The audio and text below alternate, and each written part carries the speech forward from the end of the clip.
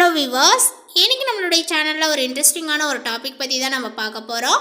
இன்னைக்கு நம்ம எதை பற்றி பார்க்க இருக்கோம் அப்படின்னா, பிப்ரவரி 26 என்று நிகழ இருக்கக்கூடிய இந்த சிவராத்திரியின் போது சில முக்கிய கிரக மாற்றத்தினுடைய பயிற்சிகளானது ஏற்படுது. ஸோ இந்த ஒரு பயிற்சியினுடைய தாக்கங்களானது பார்த்திங்கன்னா துளராசி நேயர்களுடைய வாழ்க்கையில் அடுத்தடுத்து என்னெல்லாம் நடக்க போகிறது, அவர்களுடைய வாழ்க்கையில் பார்த்திங்கன்னா முன்னேற்றங்களானது இருக்குமா, இல்லை ஏதாவது பார்த்திங்கன்னா பின்னடைவுகளை இவர்கள் சந்திப்பார்களா, இவர்கள் சென்ற காலத்தில் பார்த்திங்கன்னா இவர்களுக்கு நீடித்த ஒரு பிரச்சனைகளானது மீண்டும் தொடருமா, இல்லை வேறு ஏதாவது பார்த்திங்கன்னா புதுவிதமான பிரச்சனைகளானது காத்திருக்கிறதா, இல்லை மேலும் பார்த்திங்கன்னா அவர்களுக்கு ஏதாவது அதிர்ஷ்டங்களானது பார்த்திங்கன்னா ஏற்படுமா, இது போன்ற எல்லா விஷயத்தையும் தான் நம்ம டீட்டெயிலாக பார்க்க இருக்கோம். பதிவை தொடர்ந்து பாருங்கள். அது மட்டும் இல்லாமல் இந்த மகா சிவராத்திரியின் போது ஒரு குறிப்பிட்ட நேரத்தில் பார்த்திங்கன்னா நம்மளுடைய வழிபாடுகளை செய்து கொள்ளும் பொழுது நம்மளுடைய வாழ்க்கையில் ஏற்படக்கூடிய அனைத்து விதமான இன்ப துன்பங்கள் அனைத்துமே பார்த்திங்கன்னா நீங்கி நம்மளுடைய வாழ்க்கையில் முன்னேற்றங்களானது ஏற்படும் அப்படிங்கிற மாதிரி சொல்லப்படுது. அந்த ஒரு நேரங்கள் என்ன, அதேபோல் சிவபெருமானை எப்படிலாம் வழிபடணும், சிவபெருமானினுடைய அருளாசி பெறுவதற்கு நம்ம என்ன செய்ய வேண்டும் அப்படிங்கிறது குறித்து தான் இந்த பதிவில் நம்ம பார்க்க போகிறோம். இந்த பதிவை எங்கேயுமே கொஞ்சம் கூட ஸ்கிப் பண்ணாமல் கடைசி வரையில் பாருங்கள். இந்த வீடியோ உங்களுக்கு ரொம்பவுமே பயனளிக்கக்கூடிய வகையில் ரொம்ப சுவாரஸ்யமாக இருக்கும் அப்படிங்கிறதுனால ஸ்கிப் பண்ணிட வேண்டாம். அதேபோல் நம்மளுடைய சேனலை இப்போ தான் ஃபர்ஸ்ட் டைம் நீங்கள் விசிட் பண்ணுறீங்க அப்படின்னா நம்மளுடைய சேனலை சப்ஸ்கிரைப் பண்ணாமலே இருப்பீங்க, முதல்ல சப்ஸ்கிரைப் பண்ணிக்கிங்க. அப்படியே கூட இருக்கிற பெல்லைக்கானே பார்த்திங்கன்னா கிளிக் பண்ணி வச்சுக்கோங்க. அப்போ தான் நம்மளுடைய சேனலில் கொடுக்கக்கூடிய அனைத்து தகவலுமே உங்களுக்கு நோட்டிஃபிகேஷனாக வரும், அதையும் நீங்கள் பார்த்து பயனடையலாம். சிவபெருமானுக்குரிய 8 முக்கியமான விரதங்களில் ஒன்று மிக முக்கியமானது அப்படின்னு பார்க்கும் பொழுது இந்த மகா சிவராத்திரி விரதங்களாகும். இது சிவபெருமானுக்கு விருப்பமான இரவாக சொல்லப்படுது. தேவர்கள், முனிவர்கள் உள்ளிட்ட அனைத்து தெய்வங்களுமே ஈசனை பூஜித்து வழிபடக்கூடிய காலங்களாகும்.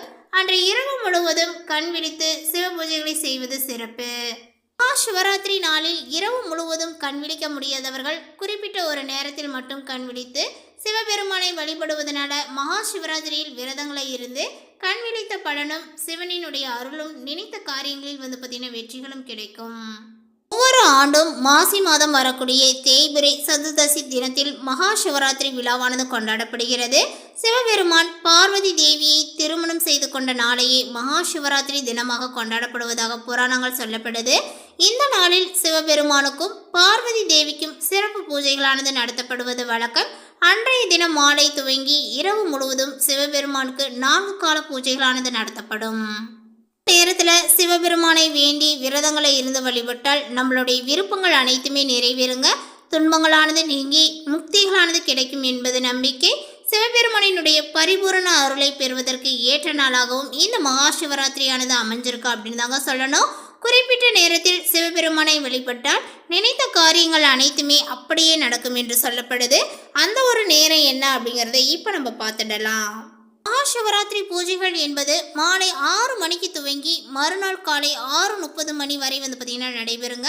மொத்தத்தில் 4 கால பூஜைகளானது நடத்தப்படும் அப்படிங்கிற மாதிரி நம்ம இருந்தோம். இப்போ அந்த 4 கால பூஜைகளில் பார்த்திங்கன்னா ஒவ்வொரு கால பூஜையுமே சுமார் 3 மணி நேரமானது பார்த்திங்கன்னா நடைபெறுங்க. அதில் பார்த்திங்கன்னா ரொம்ப ரொம்ப முக்கியமானது 3ஆம் கால பூஜை தான். இது நள்ளிரவு 12 மணிக்கு துவங்கி அதிகாலை 3 மணி வரை பார்த்திங்கன்னா நடைபெறும். இந்த 3ஆம் காலத்தினுடைய முதல் 50 நிமிடங்கள் பார்த்திங்கன்னா ரொம்ப ரொம்ப மிக மிக முக்கியமானது அப்படின்னு சொல்லப்படுது. இந்த நேரத்தில் செய்யப்படக்கூடிய பூஜைக்கு நிசித கால பூஜை என்று பெயருங்க. இதுதான் பார்த்திங்கன்னா சிவபெருமானை வழிபடுவதற்கு மிக மிக ஏற்ற நேரங்களாகும். இந்த நேரத்தில் பார்த்திங்கன்னா நம்ம வழிபடும் போது பார்வதி தேவியினுடைய அருளையும் சிவபெருமானினுடைய அருளையும் பெற்றுக்கொள்ளலாம். அதேபோல் நம்ம என்ன வேண்டுதலை வைக்கிறோமோ அந்த ஒரு வேண்டுதலை அப்படியே பழிக்குங்க.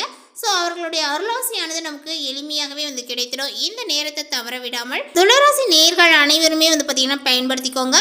அதேபோல் உங்களுக்கு இந்த கிரக மாற்றத்தினுடைய பயிற்சிகளானது பார்த்திங்கன்னா ஏற்படுவதனால உங்களுக்கு எப்படிப்பட்ட பலன்களும் கிடைக்கிது அப்படிங்கிறது குறித்து பார்த்துடலாம். துளராசி அன்பர்களே, உங்களுடைய ராசிநாதன் சுக்கிரன் உச்சம் பெற்று சஞ்சரிப்பதனால இதுவரை இருந்த தடைகள் இனி படிப்படியாகவே பார்த்திங்கன்னா அகலுங்க. உத்தியோகம், தொழிலில் நீங்கள் செய்த புது முயற்சிகளில் வெற்றியானது கிடைக்கும். பொது வாழ்வில் இருப்பவர்களுக்கு புதிய பொறுப்புகளானது தேடி வரலாங்க. அஷ்டமத்து குருவினுடைய ஆதிக்கங்கள் இருப்பதனால உடல் ஆரோக்கியத்தில் சிறு சிறு தொல்லைகளானது உருவாகும்.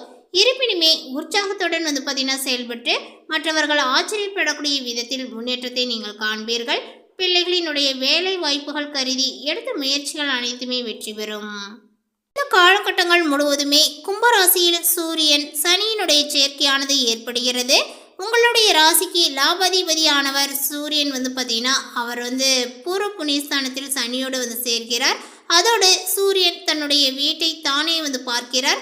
அதனால் பூர்வீக சொத்துக்கள் சம்மந்தப்பட்ட வகையில் ஏற்பட்ட பஞ்சாயத்துக்கள் நல்ல முடிவிற்கு வரும் அப்படின்னு சொல்லலாங்க. சுப காரியங்கள் தொடர்பான எண்ணங்களானது இப்பொழுது ஈடேறும். கலை இலக்கியம் சார்ந்த பணிகளில் ஆர்வங்களும் உங்களுக்கு ஏற்படும். கடந்த காலங்களில் உங்களுடைய கரைந்த சேமிப்புகளை பார்த்தீங்கன்னா இப்பொழுது ஈடுகட்டுவீர்கள். உயர் பொறுப்பில் இருப்பவர்களினுடைய அறிமுகத்தினால உங்களுடைய பிரச்சனைகளை தீர்த்து கொள்வீர்கள். மிதுன ராசியில் சஞ்சரிக்கக்கூடிய செவ்வாய் மாசி 9ஆம் தேதி என்று வக்கர நிவர்த்தி ஆகின்றார். உங்களுடைய ராசிக்கு 2, 7 ஆகிய இடங்களுக்கு அதிபதியானவர் செவ்வாய். அவர் பலம் பெறக்கூடிய இந்த நேரங்கள் அற்புதமான நேரமாக காணப்படுதுங்க. உங்களுடைய குடும்ப முன்னேற்றங்களானது இப்பொழுது ஏற்படும் அப்படின்னு சொல்லலாம். கொடுக்கல் வாங்கலானது பார்த்தீங்கன்னா சீராக இருக்கும். பணம் தொடர்பாக எடுத்த புது முயற்சிகளில் வெற்றியும் ஏற்படுங்க. பணியாளர்களினுடைய ஒத்துழைப்பானது உங்களுக்கு இப்பொழுது திருப்திகரமாகவே காணப்படும். மனதில் உதித்த நம்பிக்கைகள் எல்லாமே நடைபெறக்கூடிய நேரங்கள் இது. உத்தியோகத்தில் மாற்றங்களானது ஏற்படலாம். மேலதிகாரிகள் உங்களுடைய கருத்துக்களுக்கு பார்த்தீங்கன்னா இப்பொழுது செவிசாய்ப்பார்கள். அலுவலகத்தில் உங்களுடைய மதிப்புகளானது உயரும். தனித்தனியாக விலகி பணிபுரிந்த தம்பதியர்களுக்கு இப்பொழுது ஒரே இடத்தில் பணிபுரியக்கூடிய வாய்ப்புகளானது கூடி வரலாம். மாசி 14ஆம் தேதியன்று மீனராசிக்கு செல்லக்கூடிய புதன் அங்கு நீச்சம் பெறுகின்றார். உங்களுடைய ராசிக்கு 9, 12 ஆகிய இடங்களுக்கு அதிபதியானவர் புதன். விரையாதிபதி நீச்சம் பெறக்கூடிய இந்த நேரம் நல்ல நேரம்தான். விரயத்திற்கேற்ற வரவுகள் கொண்டே இருக்கும். வீடு மாற்றம் மற்றும் இடமாற்றங்கள் திருப்தியை கொடுக்குங்க. வியாபாரத்தில் போட்டிகள் இருந்தாலுமே தைரியத்தோடு எதிர்கொள்வீர்கள். வாடகை கட்டிடத்தில் நடைபெறக்கூடிய தொழிலை சொந்த கட்டிடத்திற்கு இப்பொழுது மாற்றுவீர்கள். இந்த காலத்தில் பெருமாள் லக்ஷ்மி வழிபாடு உங்களுக்கு நன்மைகளை ஏற்படுத்தி கொடுக்கும். ஸோ இந்த வழிபாடுகளையும் தவறாமல் செய்துக்கோங்க. அதே போல் பொது வாழ்வில் உள்ளவர்களுக்கு பார்த்தீங்கன்னா இப்பொழுது சமூகத்தில் உயர்ந்த அந்தஸ்தானது பார்த்தீங்கன்னா கிடைக்கும். தொழில் மற்றும் வியாபாரத்தில் உள்ளவர்களுக்கு அபரிமிதமான லாபங்களானது பார்த்தீங்கன்னா கிடைக்குங்க. உத்தியோகத்தில் உள்ளவர்களுக்கு பணி இடமாற்றங்களானது வரலாம். கலைஞர்களுக்கு எண்ணங்களானது ஈடேறும். மாணவ மாணவிகளுக்கு மேற்படிப்புகள் பற்றிய சிந்தனைகளானது பார்த்தீங்கன்னா அதிகரிக்குங்க. பெண்களுக்கு சுப செலவுகளானது ஏற்படும். குடும்பத்தில் அன்பும் பாசமும் பெருகும். மேலுமே உங்களுக்கு திடீர் அதிர்ஷ்ட வாய்ப்புகளானது ஏற்படும். குழந்தைகளால் மகிழ்ச்சிகள் தரக்கூடிய சம்பவங்களானது நிகழுங்க. நண்பர்களும் அனுகூலமாகவே இருப்பார்கள். அவர்களிடம் எதிர்பார்த்த உதவிகளானது உங்களுக்கு கிடைக்கும். வெளி வட்டாரத்தில் செல்வாக்கானது பார்த்தீங்கன்னா அதிகரிக்குங்க. தெய்வ பக்தியானது அதிகரிக்கும். எடுத்த செயலை வெற்றிகரமாகவே பார்த்தீங்கன்னா முடிப்பீர்கள். அதேபோல் பணப்பழக்கங்களானது உங்களுக்கு அதிகரிக்கும். குடும்பத்திலும் உறவினர்களிடையே இருந்த கருத்து வேறுபாடானது நீங்கி சுமூகமான ஒரு சூழ்நிலைகளானது இப்பொழுது உண்டாகுங்க. வெளி வட்டாரத்தில் மதிப்பு மரியாதையும் உங்களுக்கு ஏற்படும். சிலருக்கு புதிய வீடு வாகனத்தை வாங்கக்கூடிய வாய்ப்புகளும் இப்பொழுது உண்டாகும். இந்த காலகட்டத்தினுடைய பிற்பகுதியில் குடும்ப பெரியவர்களால் நன்மைகளானது பார்த்தீங்கன்னா நடக்குங்க. நண்பர்களும் உங்களுக்கு உதவிகரமாகவே இருப்பார்கள். புதிய ஆடை ஆபரணங்களினுடைய சேர்க்கையானது உண்டாகும். ஆண்களுக்கு பெண்களாலும் பெண்களுக்கு ஆண்களாலும் நன்மைகளானது ஏற்படுங்க. சிலருக்கு புண்ணிய தலங்களுக்கு செல்லக்கூடிய வாய்ப்புகளும் உண்டாகும். தாயாருடன் கருத்து வேறுபாடுகளானது ஏற்படக்கூடும். அவருடைய உடல் ஆரோக்கியங்களானது சிறிய அளவில் பாதிக்கப்பட்டு அது உடனே சரியாகிவிடும். தாய்வழி உறவினர்களிடம் அனுசரணையாக நடந்து கொள்ள வேண்டும். அலுவலகத்தில் அதிக பணிச்சுமைகள் ஏற்படுவதனால மனதில் சோர்வும் உடல் அசதிகளும் பார்த்தீங்கன்னா உண்டாகுங்க. உயர் அதிகாரிகளிடம் அனுசரித்து போவது எதிர்காலத்திற்கு நல்லது. சிலருக்கு திடீர் இடமாற்றங்கள் பணி மாற்றங்களானது ஏற்பட வாய்ப்புகளானது உள்ளது. எதிர்பார்க்கக்கூடிய சலுகைகள் கிடைப்பதில் கொஞ்சம் உங்களுக்கு தடைகளும் தாமதங்களும் உண்டு. தொழில் வியாபாரத்தில் முன்னேற்றமான சூழ்நிலைகளானது இப்பொழுது காணப்படுகிறது. உங்களுடைய உழைப்பிற்கேற்ற ஆதாயங்களானது பார்த்தீங்கன்னா இப்பொழுது கிடைக்குங்க. பங்குதாரர்களுடன் இணக்கமான ஒரு சூழ்நிலையானது காணப்படுகிறது. ஆனாலுமே மறைமுக பிரச்சனைகளை சமாளிக்க வேண்டியதாக இருக்கும். இந்த காலகட்டத்தினுடைய பிற்பகுதியில் நீங்கள் கொடுக்கல் வாங்கலினுடைய விஷயங்கள்லாம் பார்த்தீங்கன்னா மிக மிக எச்சரிக்கையானது பார்த்தீங்கன்னா செலுத்த வேண்டும். அதேபோல் குடும்பத்தை நிர்வகிக்கக்கூடிய பெண்களுக்கு உறவினர்களுடைய மத்தியில் மதிப்பு மரியாதையும் ஏற்படுங்க. கணவரினுடைய அன்பும் அவர்களுடைய வழி உறவினர்களால் நன்மைகளும் ஏற்படும். சிலருக்கு வெளியூர் புண்ணிய தலங்களுக்கு செல்லக்கூடிய வாய்ப்புகளும் இப்பொழுது உண்டுங்க.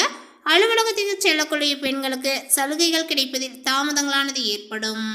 மேலும் பரிகாரமாக இந்த தேய்பிறை அஷ்டமி அன்று பைரவர் வழிபாடு சேர்ந்து செய்து கொள்வது நல்லதுங்க. இந்த தகவல் உங்களுக்கு பிடித்திருந்தால் லைக் பண்ணுங்கள், ஷேர் பண்ணுங்கள். இது போன்ற புதிய சுவாரஸ்யமான புதிய தகவலை தெரிந்து கொள்வதற்கு நம்மளுடைய சேனலை இன்னும் சப்ஸ்கிரைப் பண்ணாமல் இருந்தீங்க அப்படின்னா சப்ஸ்கிரைப் பண்ணிவிடுங்க. தேங்க்யூ.